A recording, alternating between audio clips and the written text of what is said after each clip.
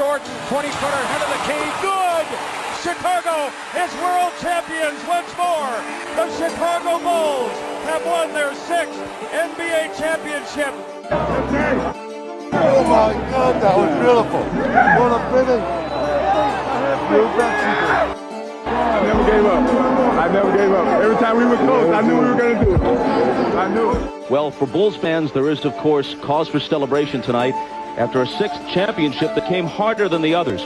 But there's some anxiousness mixed in as well. Who knows how all of this will play out, but it's certainly possible that tonight we saw the last of the Chicago Bulls as we have known them. And whether it ends here or sometime in the near future, it'll be noteworthy not just for the breakup of one of the great teams in sports history, but because given the present structure of pro sports, it may be quite a while before we see anything like this again. There are a lot of ways for a dynasty to die. Age, neglect, the failure to replenish and recycle, the vagaries of free agency, utter and complete stupidity of an owner. What we have with The Last Dance and death of the Bulls dynasty is nothing short of murder, calculated and premeditated.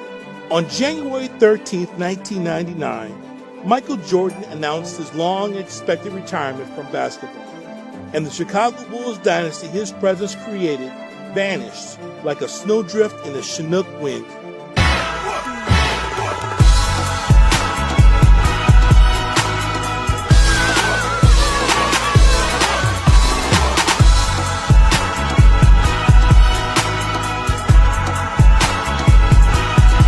To dismantle the Chicago Bulls. However, there's a long history showing that we have to begin the story 14 years before the demise. In March 1985, Jerry Reinsdorf became the owner of the Bulls and gave all management power to his beloved Jerry Krause. Reinsdorf didn't know much about basketball, and Krause was his brain. Krause began his career as a basketball scout in 1961. He discovered a lot of baseball and basketball superstars. Now he got a chance to run the Bulls. Not more than a year after, Michael Jordan and Krause clashed. This is how everything started. Jordan broke his foot earlier in the '86 season, and Krause sent 3 specialists to examine the injury. They said there's a 90% chance of re-injuring if Jordan returns in the season. Jordan ignored doctors' advice. Krause showed up with a tape recorder in a meeting with MJ and doctors. Jordan got furious about this. Another session, now Jordan with the tape recorder. They don't want me to play, so they missed the playoffs again and tanked the team. Get a high draft pick. Krause turned to Michael and said, "You're going to do what we say. You're our property." That was the time young MJ realized he was in a business. But Jordan came back. The Bulls made the playoffs. He scored 49 in the first game and 63 in the second game against the Celtics. The second crackdown was 2 years later when Krause traded Michael Jordan's best friend, Charles Oakley, for Bill Cartwright. Jordan was in Vegas for the Mike Tyson fight when the trade happened. And there's the Phil Jackson side of the story. In '87, Krause picked him as Doug Collins' assistant. 2 years later, the team was his. He was the third coach the two Jerrys hired since 1985. Jackson had winning teams in the CBA. CBA? What does it stand for? Cockroach Basketball Association. Jackson was a classic Krause hire because he virtually was blacklisted from the NBA because of his oddball reputation and had languished in the CBA 5 years. Jackson's staff, the originator of Doberman defense, Johnny Bach, and Mr. Triangle, Tex Winter. Success came early. The Bulls won their first championship in Jackson's second year as head coach. Jordan, Pippen, and Jackson bonded a big brother-little brother relationship. They went to wars together. Phil ran triangle in 3 quarters. Fourth quarter, it was all Michael Jordan. The result, 3-peat. Jordan retires, comes back after 18 months. Bulls get eliminated by the Orlando Magic. Krause, again, built a successful championship team around Jordan that can complement him in his first full season after comeback. Remember, he got Paxson in '85, Cartwright for Oakley in '88, drafted Pippen and Horace Grant in '87, drafted Kukoc in 1990, got Steve Kerr in '93, Ron Harper became a key player. Now it was time for Dennis Rodman. Nobody wanted Rodman in the league at that time. George Karl said Dennis Rodman was the real Finals MVP in 1996. Accept it or not, Krause was the architect of the Bulls' success. But the battle of big egos continued. You could feel the animosities between the team and the front office in this footage. The Bulls had their best season, 72-10, and minutes after winning the 1996 championship, Reinsdorf sends kudos to Krause. But more, if you had to give credit to one man, the guy that put them all here, Jerry Krause. Jerry, I heard you say... Bob Costas asked Phil if he's coming back or not. It is his best season.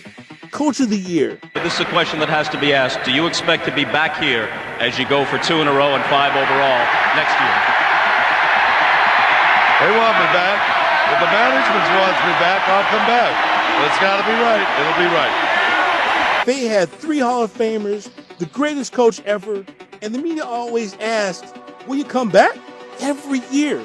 A lot of questions for Jerry Reinsdorf, but the main ones are, will Rodman, Jordan, and Phil Jackson all be back next year? Well, right now, I just want to enjoy the moment, the celebration that's going on here, and the visit that we have to Grant Park, and then we'll worry about those things later. Right now, all I want to think about is what this team accomplished and what an incredible job that Jerry Krause did in putting together a team of players that anybody else could have had, many of whom nobody wanted. Again, Reinsdorf doesn't answer the question and gives props to Krause. What would be the reason for any one of the 3 not returning? Jim Gray is a smart guy and sneaked those questions. It's June 1996, but you could clearly see that the Bulls dynasty couldn't last longer than 2 more years. There was a time coming that Phil Jackson could no longer live with Krause being his boss, and Jordan and Phil were treated so shamelessly and cynically by the 2 Jerrys. Everyone knew the Bulls were on a 2-year plan. Michael was likely around for 2 years. Rodman had a 2-year deal. The Bulls could let Pippen's contract go without having to give him a major deal. Scottie signed his deal in '91, and he was incredibly underpaid, complained about it all the time. In 1998, he was the 6th player in the Bulls salary ranking with $2.7 million, while Michael was getting paid $30 million every year. You know, from a financial standpoint, from a contract standpoint, he's locked in, and he's very deserving of the same $30 million, 30, whatever I get in the next coming year. He's very deserving of the same contract. Proudest moment I've had in a long time, and you're the greatest fans in the world, and that's what this is all about. Thank all of you. All right. Congratulations, Jerry. Jerry Krause alienated Jordan, Pippen, and Jackson. Prolonged contract battles and personality clashes caused communication rifts between Krause and the trio. Krause's desire to replace Jackson with a coach who would work more closely with management destroyed the relationship with him. He always wanted to prove he doesn't need Jordan or Jackson to build a championship team. So, Phil Jackson tried to use players and his resentment on Krause to motivate the Bulls for championships. Players versus the management. Sometimes you grow closer out of the things that happen to ball clubs and individuals to bring them together even closer. Tension brings weird experiences to people. This made Krause feel betrayed. He was the one who saved Jackson from the CBA. Without him, Jackson was out of the league. Phil Jackson used tension to succeed. He closed the door to the team locker room at times after games and excluded Krause. In one of Jackson's contract proposals to Reinsdorf, he had a clause inserted that would ban Krause from the team playing and move Krause's office from the Berto Center to the United Center with the rest of the staff.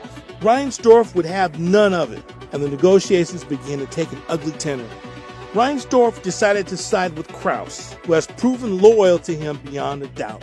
He couldn't be sure with Jackson. Players responded to Jackson, who had the day-to-day frustration of dealing with the meddling boss. Jackson just wanted to coach the Bulls, but Krause would make demands, question Jackson's rotations and use of players. Phil used every tool against Krause. He was a master of controlling people. He was able to manage Jordan, who was a brutal, super competitive teammate that can run players out of the NBA. Being a champion, being the best in the world, you know, it's a great feeling. I'm tired, I'm weak. I got a whole summer to recuperate. The Bulls won the 5th title, and if that weren't enough, betrayed Krause said in the '97 training camp, organizations win championships, not players. That was a slap on the players, and Michael took it personal. I like to see some of those organization guys step out there and play, and I didn't see that. I saw the team step out there and play. Well, you want me to be GM, I guess. Take Jerry Krause's position. Well, I think this team is entitled to an opportunity to continue to be successful. Sure, business has got to come involved.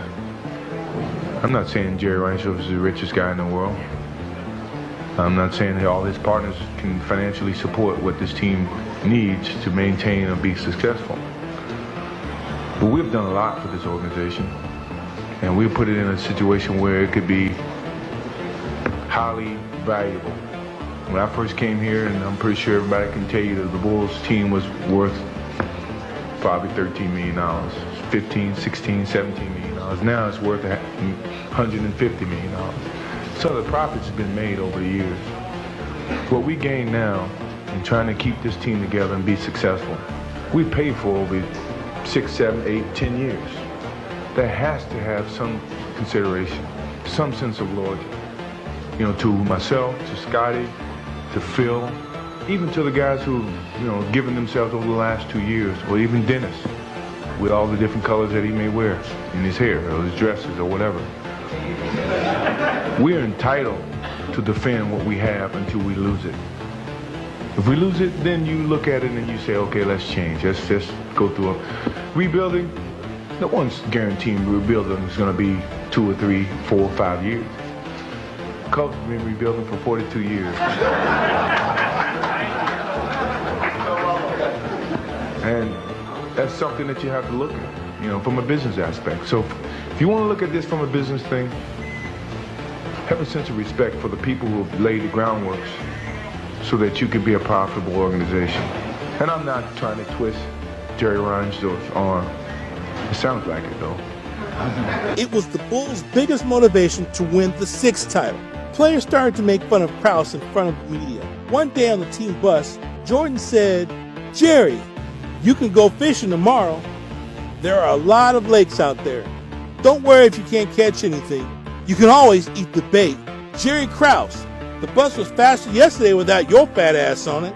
The summer before the 98 season, Jerry Krause had his daughter's wedding, and he didn't invite Phil Jackson, but invited Iowa head coach Tim Floyd. Krause was flirting with him since 1996. He liked hiring coaches with a lack of experience so they could be loyal to him, like Doug Collins in '86 or Phil in '89.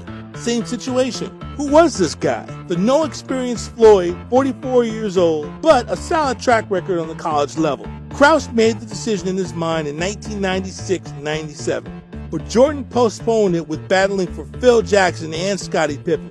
In 1997, Jordan and the Bulls front office fought each other and Jordan won. The Bulls kept Phil, and MJ also prevented Scottie Pippen from being traded to the Boston Celtics. Jackson said he had enough, and this is my last year. In the 98 season media day, Krause, with his enormous ego, said, "I don't care if we go 82-0, Phil is not coming back." This is your last year? It's very obvious that, they said that Phil's not coming back. He says wild horses couldn't drag him back. And I've always linked my career to that, so it isn't anything that's too surprising to you guys. And if Phil's treating it, and I'm pretty sure the management is treating this as Phil's last year, then I'm treating it as my last year as well. My position as coach is, in a position that's this year terminated, and we've talked about that over the course of the year, and that's the way it stands as far as the owner and I are concerned. Krause and Jackson have had far enough of each other. Also, Jackson had his personal family problems. He was exhausted. Phil Jackson handed over players the handbooks of the 1997-1998 season. On the cover, it said, "The Last Dance." Phil told his team, "Enjoy it. Go through it. This is the last hurrah." Phil, I know you've said that this is your last year as Bulls coach, but would there be any set of circumstances that would bring you back? I read recently where you said that if you were asked, you might say yes, and then Jerry Krause kind of put the kibosh on that and said this is your farewell tour. Looks like it is. Bye-bye. If he's still coaching? Yeah. Yeah, it's always a thought, but it's not a thought right now. I basically have said everything I've said all season long, in terms of the circumstances. If it doesn't suit me, then, I won't play. And I leave it as that. I mean, I'm not changing. I'm not, the questions are starting to change, but they basically the same questions, and my answer hadn't changed, and I'm pretty sure people who've been around me have seen that. The Last Dance was not easy. Pippen missed the first part of the season due to injury. Jordan had to carry the team. He was the MVP and scoring champ again. In November, Pippen said he didn't want to play for the team again selfishly. He always complained about his contract while Jordan fought for him. Do you think you're ever going to play for this team again? I don't. I never, saw the day when I would have to turn the other cheek and go the other way. But, If that was the case, it could have been done easily at the beginning of the season. And Phil, myself, even Dennis probably would have chose to go other ways. And, we lobbied to put this thing back together so we can win a 6th championship. And, and he developed those type of feelings, when we all were more or less committed to come back and do our job. When Pippen was asked of what he thinks the Bulls' legacy is going to be, the smile on his face totally disappeared, and he said, all they're going to remember is Jordan winning championships. But Pippen returned in January and was customarily solid in his role as Jordan's sidekick. Being an old man at 35 years old, is it different now, Michael? Is the whole thing different? Can you savor any of it now? You enjoy it, but you savor it whenever you sit down and you have a chance enough to have memories or think about the memories and reminisce about some of the good things and some of the bad things. And right now it's too early to even think about that. It was a strange season, but the Bulls were in the finals again, the 1998 finals. What a storybook ending. Game 6, the greatest game ever seen anyone play. When you watch what Jordan did, Rodman was finished all year. He was like luggage. Pippen got a bad back. He can't move. MJ knows he has to win the game. Can't have Game 7 in Utah. He knows I have to control every minute of this game. I have to control every piece of my energy in my body. It has to be played out in a certain way. Have to pick my spots. Michael put the offense on his shoulders, and it was absolutely the best in the final minute. His drive to the hoop, to his stripping the ball from Malone, to his hitting the winning shot, to his dreamlike stroll around the court. He dominated the play and the replays in what would be a perfect farewell if he wouldn't return to the NBA. Margin, speaking of the Utah Jazz, there are so many things to look back on. Players versus the organization. Phil Jackson and the players were victorious against the two Jerrys again the 6th time. And 1998 summer, it was a high-stakes poker game between Jerry's, Jackson, and Jordan. Everyone bluffing. June 23rd, Phil Jackson didn't want to raise from his $6 million contract and announced his resignation. Got into his motorcycle and he was gone. I gave him my body and mind, but I have kept my soul. Jordan learned the news in his basketball camp. It's a good time for him to go, but he'll come back on his own if he has to. It's his decision, not mine. Just like they talk on the phone. If that's his choice, that's his choice. I respect Phil. A week later from their famous hug in the championship game, this was the first crackdown of the Bulls' demise. Jordan wanted to play more, but he wanted to go out on top with the skills undiminished. He said he could maintain this level of play for at least 1 or 2 years, but Jordan made it clear he didn't want to play for anyone but Phil. For a comment like that, it appears that you would like to come back next year. I never said I didn't want to come back. Yeah, that was never the question. I love to come back, but I mean within my own circumstances. How many times do you want me to say it? I'll say it one more time. If Phil's not in Chicago, I'm not playing. That's all. Nowhere.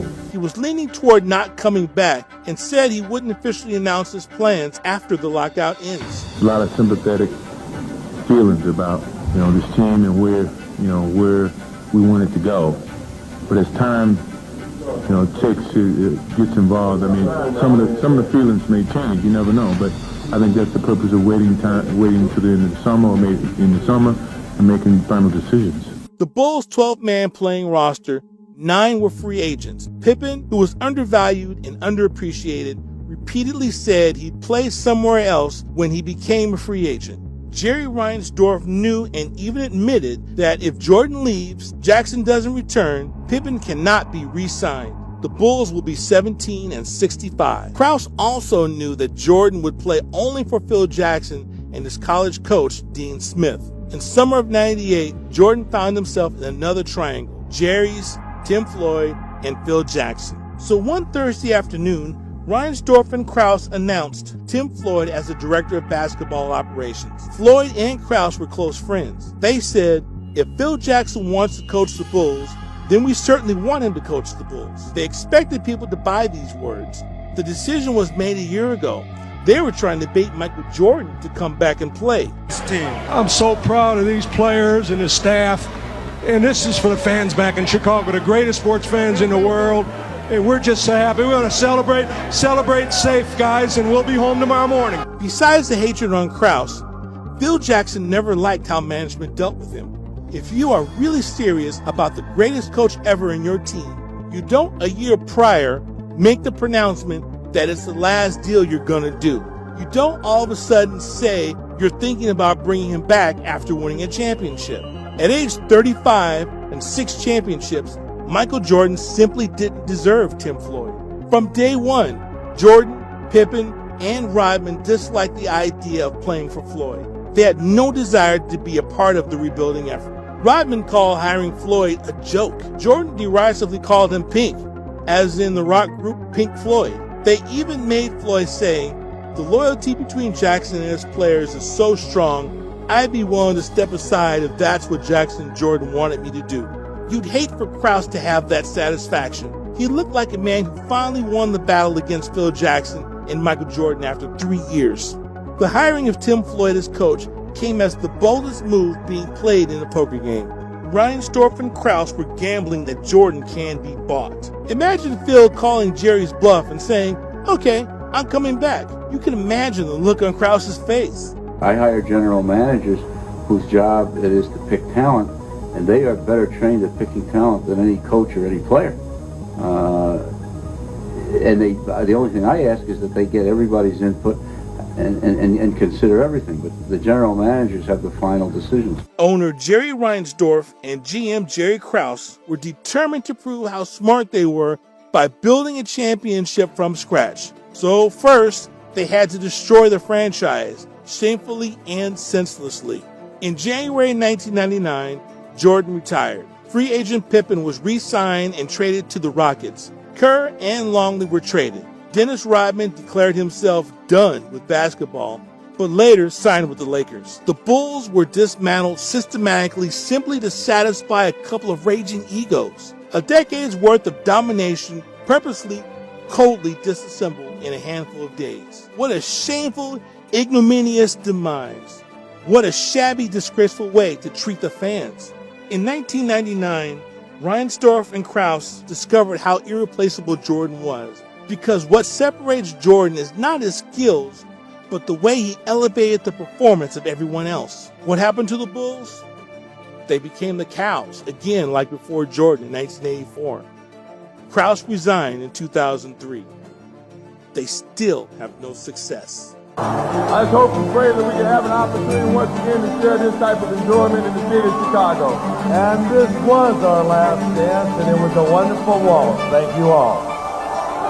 I know a lot of people didn't think we'd end up back in Grant Park this year.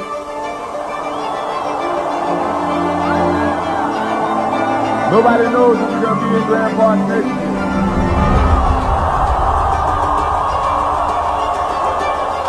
But the one thing I do know is my heart, my soul, and my love has always gone to the city of Chicago. And I do know that no matter what happens, my heart, my soul, and my love will still be in the city of Chicago.